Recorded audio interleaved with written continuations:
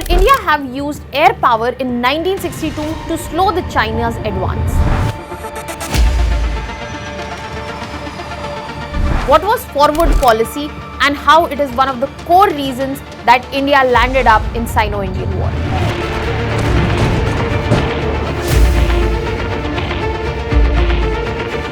And how different is India's military, strategy, command and other factors as compared to 1962?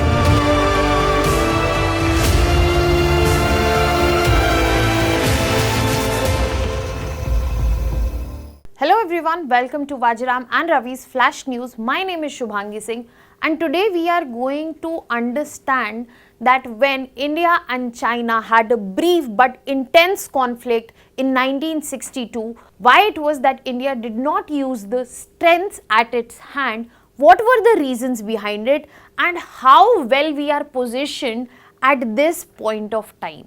So let us begin with that how this conversation has come around again. So our Chief of Defence Staff has highlighted the fact that if we had used air power back in 1962, we might have been able to slow down China's advance in Aksai Chin region and Northeastern Frontier Agency back in 1962, now which is known as Arunachal Pradesh. That region with border is known as Arunachal Pradesh. Now when we are talking about the war of 1962, we have to understand the root cause was the border disputes itself.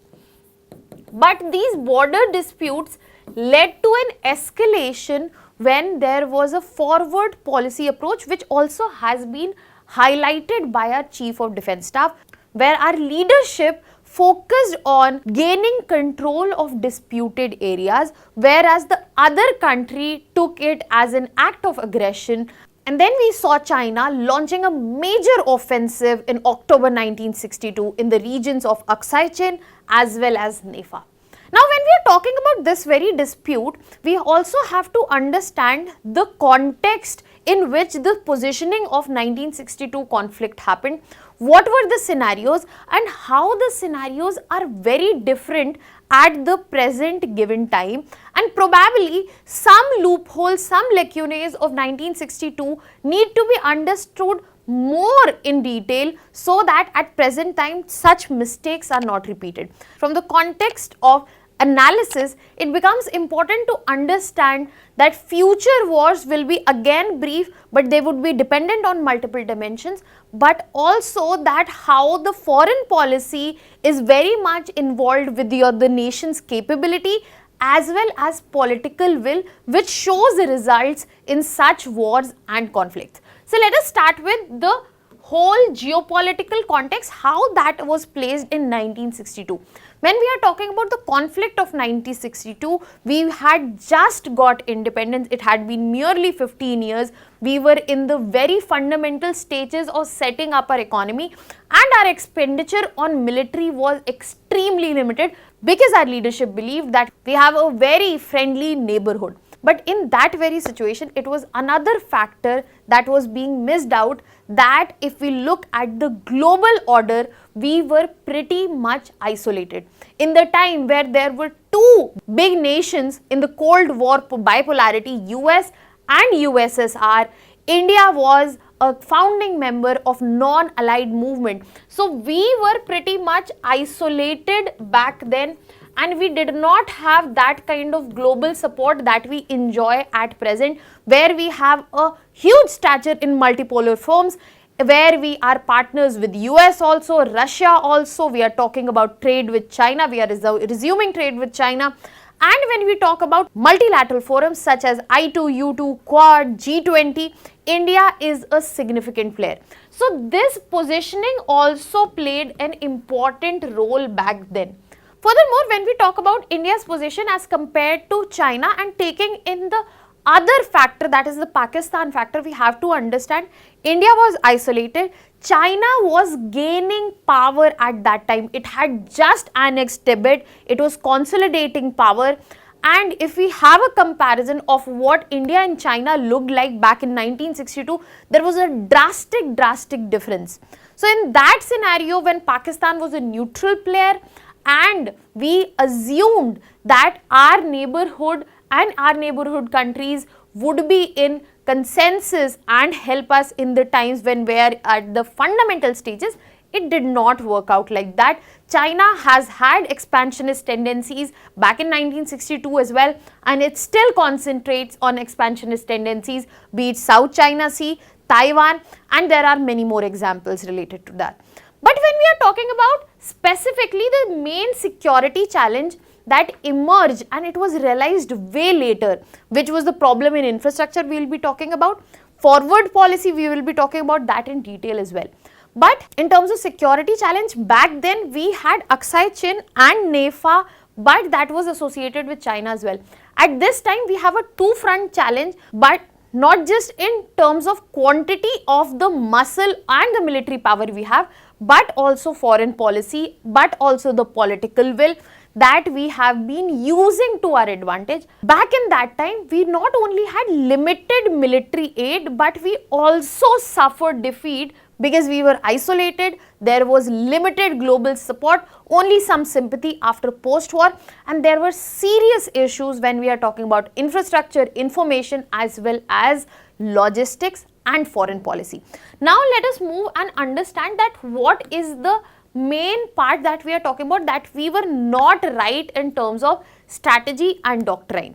When we are talking about foreign policy or foreign policy doctrine, we have to understand that it needs to be combined with political will, strategy, and the nation's own capacity as well. Back in 1962, we missed on that, because when we are talking about the disputed areas, our leadership back then focused on forward policy. When we are talking about forward policy, let me explain that to you. Basically, it is not an expansionist policy. The idea is to go and claim the disputed area, where we are going and putting up posts, camps in the disputed area, but it might be seen as aggression by the other party, and which is exactly what happened back in 1962. At this point of time, we are totally avoiding this mistake, where we have a proper joint doctrine, where we focus not just on foreign policy but also the strategy, the political will, and the environment around, and the decision are taken with that context. For example, Doklam standoff. Doklam standoff, our autonomy, sovereignty was not compromised. We stood for what we wanted, but we practiced dialogue and diplomacy, and that is the result where we saw we did not back off, but there was a bilateral de-escalation that gradually happened. Second big mistake that happened back in 1962, that has been pointed now and then by experts, has been that there was no use of Indian Air Force because there was fear that this will lead to extreme escalation, and that is what became our biggest disadvantage, which could have been our advantage. At this point of time, we find that there is combined operation of Indian Navy, military, as well as the Air Force. We also have CDS as well as DMA, which streamlines the planning and brings all of this together. And last but biggest strategic failure was the civil and military disconnect. That means there was a lot of dependence on political will rather than the decision that could have been made based on professional advice. But at this present time, we get to see, as I have mentioned, there is a streamlined planning that is happening at the government level, where there is involvement of civil as well as the military coming together to make decisions. Now, when we are talking about strategy and foreign policy, the things that were missed out, there are certain other angles that we need to understand from the context of 1962, which were missed out at our end in terms of infrastructure and logistics. Yes, the main cause here remains that we had limited resources. In terms of resources, we were limited. At present, we get to see that there is almost an expenditure of 7 lakh crores, not just on defense but also modernization. But at that time, when our roads were minimal, the supply lines for military were weak, no existence of tunnels, airfields were limited, helipads were non-existent, and transport had only limited feet. This all led to slower reinforcement and actual flow of information that could actually facilitate our military at the given border itself.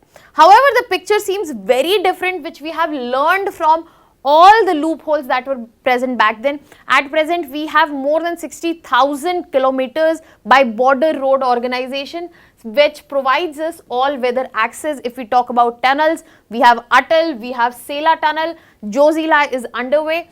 We have upgraded advanced landing grounds, be it Daulat Beg, Oldie, Neoma, Chusal, all of them are present. So they comparatively strengthen our position. When we are talking about this whole conversation, the idea is not to see if we are ready to fight the war or not. The idea is to see, have we learned from the mistakes or not.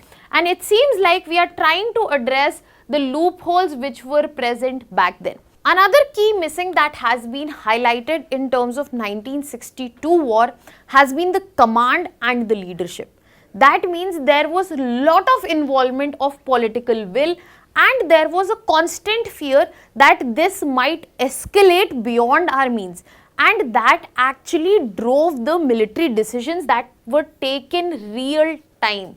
Furthermore, a biggest problem that came in terms of infrastructure as well as leadership and decision making, that there was lack of inter-service coordination, lack of flow of information, and that led to delayed decisions. For example, we were only able to know after a month that China is constructing strategic road for dual use in the Aksai region. So such issues in terms of command, leadership as well as communication led to the final aggression and also a defeat that we saw back then.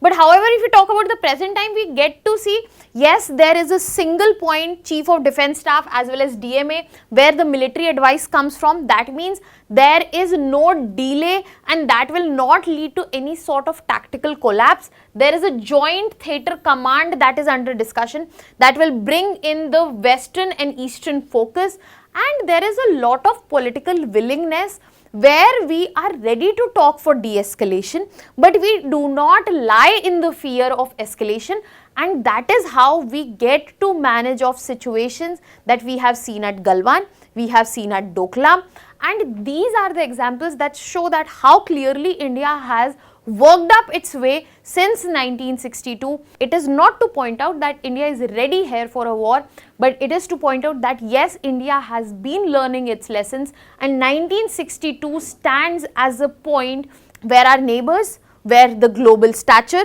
where global opinion showed us that we have to stand our own way. The India of 1962 was land driven, it was reactive and probably underprepared. But if we talk about 2025, India stands as a integrated, technology driven and deterrent proactive force of the globe, and this is what has been done by our strengths, be it the Air Force, be it the tri-military, be it the political decisiveness, political will and deterrence that we have been able to develop.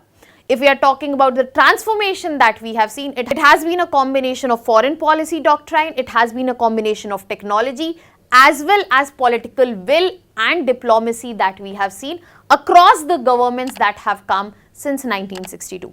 Now, I have a practice question for you from this very topic. With reference to India's foreign policy towards China, consider the following statement. First, the Panchsheel Agreement of 1954 laid down 5 principles of peaceful coexistence between India and China. Second, India recognized Tibet as part of China in 1954. Third, India is a member of Shanghai Cooperation Organization where China is also a member. And fourth, we have India and China are part of Quadrilateral Security Dialogue, that is Quad. Now you have to tell which of the above given statements are correct. You can put down your answers in the comment section. That was all from my side. Thank you so much.